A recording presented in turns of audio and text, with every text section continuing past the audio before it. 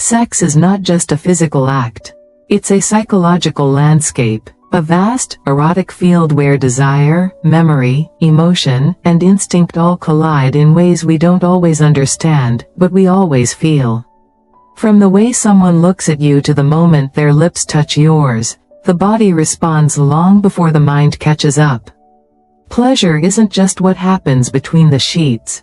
It's the entire build-up, the anticipation, the mental foreplay, the emotional vulnerability, and the deep trust that lets us open ourselves fully.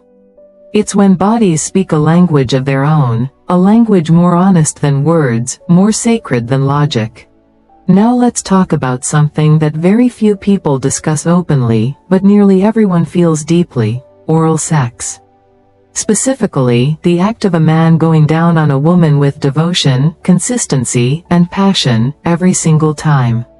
There is something undeniably powerful about this behavior, not only because it's sexually pleasurable, but because it speaks volumes about how a man perceives his partner. When a man consistently licks a woman's vagina during sex, it's not just about technique. It's about presence, attention, surrender. It's an act that says, I am here for you. I want to know you, taste you, please you. I want to lose myself in the most intimate part of your body and make you feel like a goddess. According to psychological research, men who focus on giving oral sex repeatedly are not just more romantic, they are more bonded to their partner. They are attuned. They understand that sex isn't about performance, it's about connection. This kind of oral devotion is deeply intimate. It's an unspoken way of saying, your pleasure turns me on. Your moans are my reward. Your orgasm is my mission. And when a woman feels that kind of worship, she doesn't just get aroused, she blooms. Her confidence expands, her walls drop, her mind relaxes, and she becomes a wild, sensual force that craves to give back even more. Sex, when done right, is not a race to orgasm. It's an exploration, a dance, a deep dive into the ocean of another human being. And when it goes deep, both physically and emotionally, the restlessness doesn't go away. It intensifies, the craving grows, that slow, smoldering fire in the gut spreads like a heatwave through every cell. The tension between two lovers rises up to 4 times as much when the sex isn't just mechanical, but full of attention, teasing, slow build-up, and, yes, deep oral stimulation. That's when bodies stop functioning as individuals and become one, pulsing rhythm. It's fascinating that by the age of 45, the average woman has had sex around 3,000 times. That's 3,000 chances to feel seen, wanted, needed. But how many of those moments were deeply satisfying?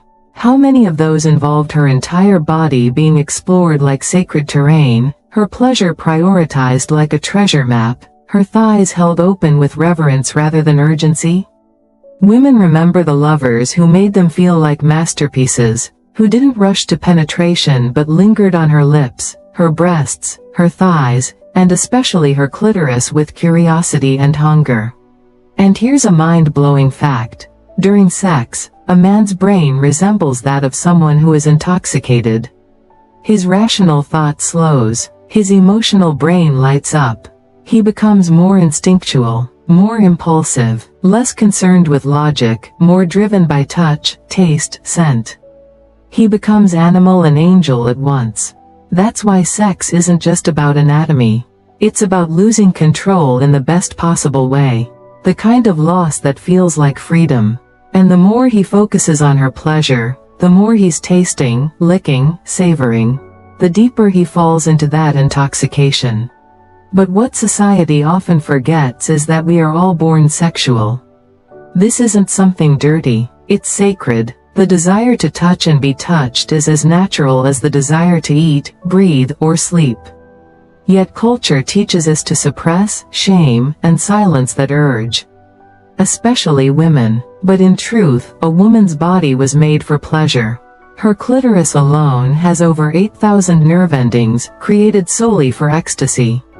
And when a man understands this, not just intellectually but erotically, he becomes unforgettable. Foreplay isn't just a prelude to sex. Sometimes it's the whole symphony. Men who suck, kiss, and play with their partner's breasts during foreplay don't just arouse her, they connect with her deeper neurological responses. Breast stimulation activates the same pleasure centers in the brain as clitoral stimulation. And when this is paired with deep kissing and intense oral attention, the woman's entire body turns into one erogenous zone.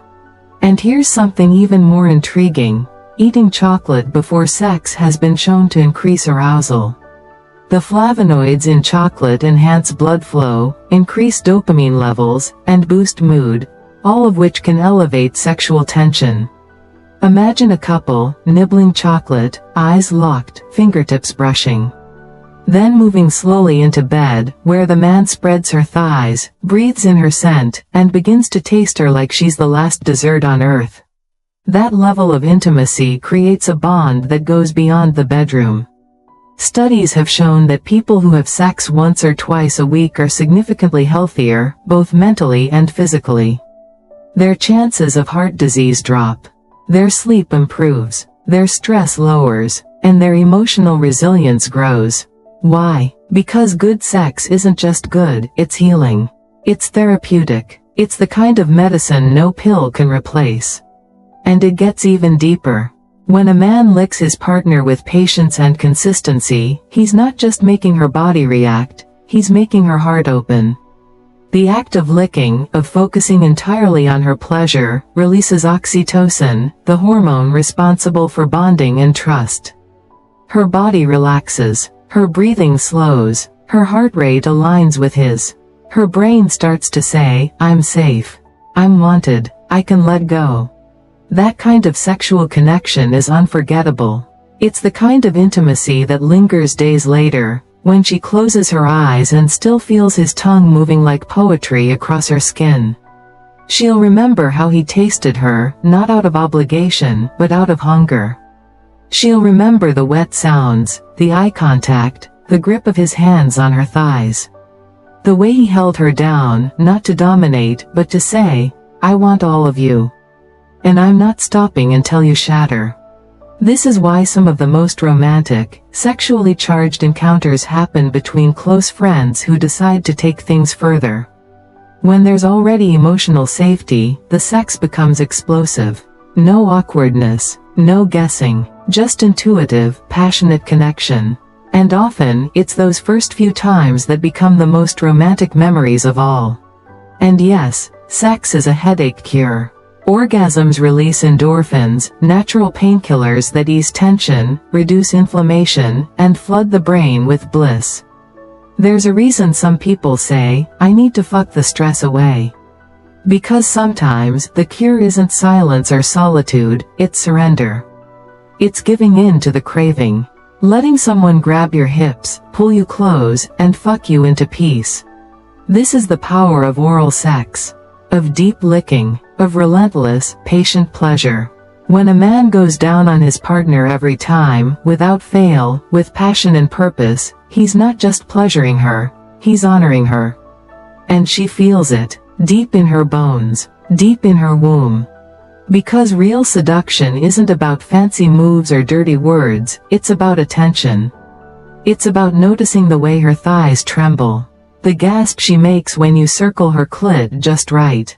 The way her eyes roll back when you suck her slowly. It's about worship. And when a woman feels worshipped, she transforms. She becomes ravenous. She becomes unforgettable.